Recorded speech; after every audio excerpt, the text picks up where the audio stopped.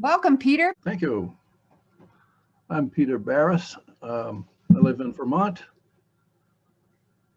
Here's my message to the world. My older brother, age 7, could not swim yet, so he was not allowed near the water without wearing his old faded orange life jacket. One day, that life jacket fell in the water, and we watched as it sank like a stone out of sight. In that moment, everything we took for granted was thrown into question.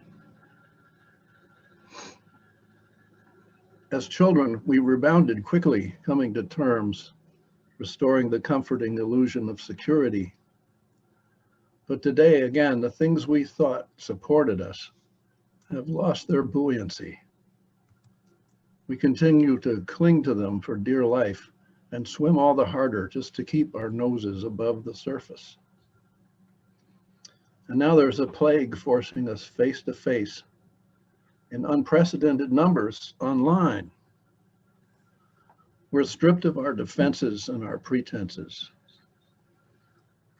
But this is a space where nobody can reach us with harmful intent.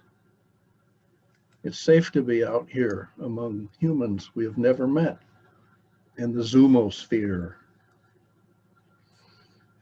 This is the opportunity to share the realization at an historic scale that we've all known how to swim for a long time.